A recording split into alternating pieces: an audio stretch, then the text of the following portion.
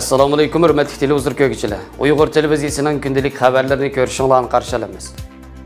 Liviyaning ayni zamondagi qo'mondoni Ömer Muxtorning shahid qilinganligining 88 yilligi. Qo'zat Altayning Birlashgan Davlatlar Tashkilotidagi nutqi tuyuqsiz bekor qilingan. Hong Kongdagi sahiyya xodimlari hukumatga qarshi namoyishni qo'llab yurish qildi.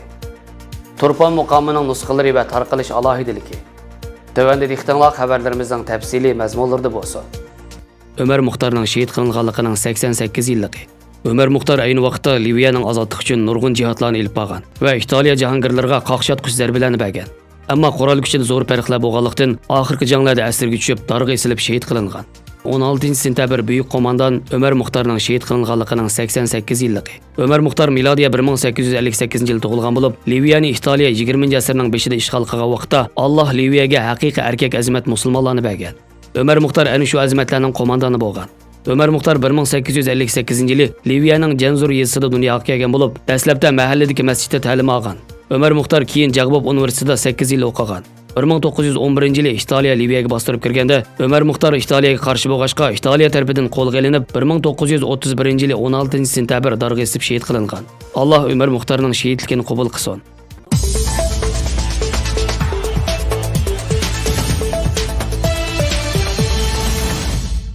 Birleşken Devletler Teşkilatı'nın baş ştabi Cenevada 9-sentabrdan başlap Birleşken Devletler Teşkilatı Kişilik Hukuk Kengişining 42-nji növbetlik umumiy yig'ini içilmoqda.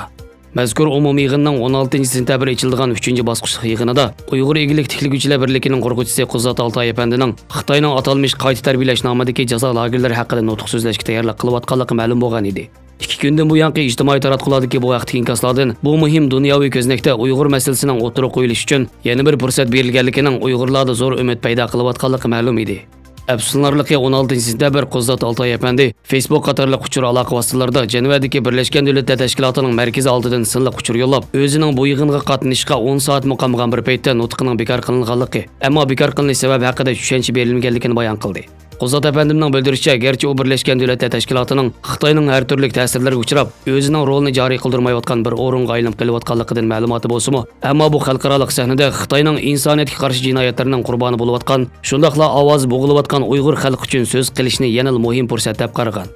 Qo'zat apandi Birlashgan Davlatlar Tashkilotida kuzatuvchilik huquqiga ega Angliyadagi ma'lum tashkilotning vositasi va o'rinlashtirishi bilan bu yig'inga qatnashish va rasmiy nutq so'zlash salohiyatiga erishgan. Uning 90 sekundlik nutqi Xitoyning Uyg'urlarni qamagan jazo lagerlarini qayta tarbiyalash markazi deb dunyoni oldishiga raddiya berishni maqsad qilgan ekan. 42-nji navbatlik kishilik huquq kengashining yig'ini boshlanishiga oz kun qolgan paytlarda Xitoy hukumatining Jenevadagi har qaysi davlatlar elchiliklariga maktub yo'llab, Birlashgan Davlatlar Tashkilotiga a'zo davlatlarni Dunyo Uyg'ur qurultiyi a'zolarining jumladan Do'lqin Ayso apandining yig'inga qatnashishini to'sishni talab qilganligi. Dunyo Uyg'ur qurultiyini Birlashgan Davlatlar Tashkiloti Xavfsizlik Kengashi tomonidan terrorchi organ deb tizimlangan Sharq Turkiston Islom Harakati Tashkilotining siyosiy tarmoq ekanligi. Do'lqin Ayso apandining bo'lsa xalqaro soqchi organi Interpol tomonidan qizil belgi qo'yilgan terrorchi deb targ'ib qilinganligi fosh bo'lgan edi. Uningga qarshi 27-avgust kuni Dunyo Uyg'ur qurultiyi jiddiy bayonot berib, amaliyotda 2018-yili xalqaro soqchi organi Interpolning Do'lqin Aysoga qo'yilgan qizil belgisining bekor qilinganligini misol keltirib, Xitoy hukumatining ayblashlariga qattiq raddiya bergan edi.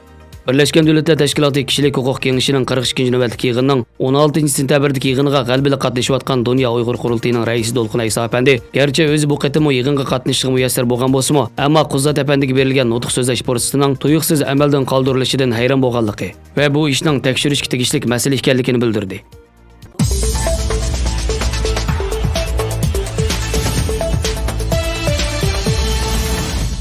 Hong Kongda minglagan sahiyya xodimi siyosiy islohot elib berish kerakligini talab qilib davomlashayotgan namoyishlarni qo'llab-quvvatlash uchun yurish qildi. Xitoyning Hong Kong alohida ma'mur rayonidagi oldingi qatordagi doktorxonalardan birisi bo'lgan Pirinji Of Valis doktorxonasining yuzlagan xodimi yuzlariga qora rangli operatsiya maskalarini taqib, shuar to'lg'an holda inson zanjir shakllantirib yurish qilib, namoyishchilarning talablarini to'liq qamdash orqali masalasini hal qilish kerakligi haqida hukumatga chaqiriq e'lon qildi. Yana 500 dan ortiq doktor imzo to'plab, nopusliq 2 gazetga e'lon qilib, soqchilarning krizisga tutgan pozitsiyasining normal bo'lishi va zo'ravonlikni kengaytmaslik kerakligini bildirdi. Tutqunlarni Xitoy qaytarib berish qonun taklifiga qarshi boshlangan namoyish 15-haftasiga qadam qo'yganda, Hong Kongdagi hukumatga qarshi guruhlar orasidan ommaviy kishilik huquq fronti keng ko'lamli namoyish o'rlashtirdi. Namoyishchilar qonun taklifining butunlay amaldan qoldirilishidan boshqa yana namoyishchilar zo'ravonlik qilgan soqchilarning tekshirilishi uchun mustaqil komitet qurilishi, tutqun qilingan namoyishchilarga umumyuzlik kechirimnoma e'lon qilish, namoyishchilarni qo'zg'alon deb atashni to'xtatish va yangidan siyosiy islohotlarning boshlanishi kerakligini talab qilmoqda.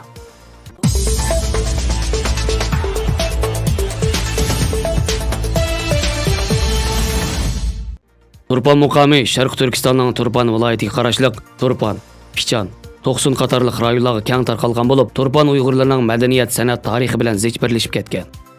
Turpan muqamlari Rak muqami, Chabiyat muqami, Koni Chabiyat muqami, Mushavrek muqami, Chargoh muqami, Panjgoh muqami, Ushaq muqami, Navo muqami, Sabo muqami, Iroq muqami, Oyat muqami va Dalan muqamidan iborat cho'ng tipdagi 12 yurishlik nag'madan tarkib topgan bo'lib, Sharq Turkistonning boshqa joylaridagi yerlik muqamlardan ism jihati farqlanib turadiganlardan Sabo muqami, Dalan muqami va Koni Chabiyat muqami qatorliqlar bor.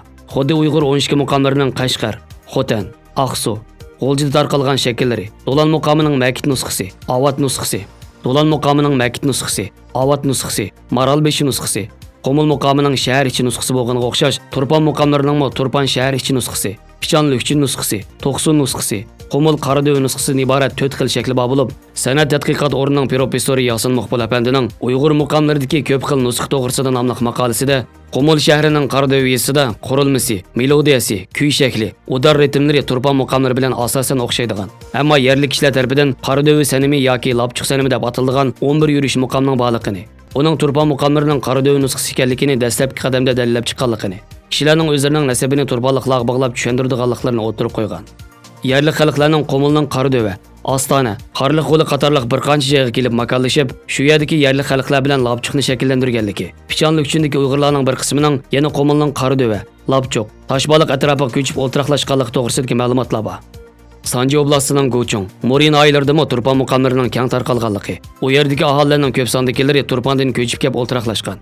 Uyg'ur muqamlarining ko'p xil bo'lishi, bir xil muqamning ko'p xil nusxalariga ega bo'lishi Uyg'ur muqam san'atidagi muhim bir alohidalik hisoblanadi. Turpan muqamlari qaysi muqamlarga har xil shakllarda garchi xili ko'p o'xshashlik va o'xshib ketadigan taraflar bo'lsa-mu, muzika qurilmasi, udar ritmi, ohangi, ishlatiladigan chalg'u asboblar qatorliq taraflarda yanada farqlar bor bo'lib, o'xshamagan yerlik alohidliklarni shakllantirgan. Chunki nusxa ham o'xshashlik, ham farqli bo'lishlik alohidliklarga ega.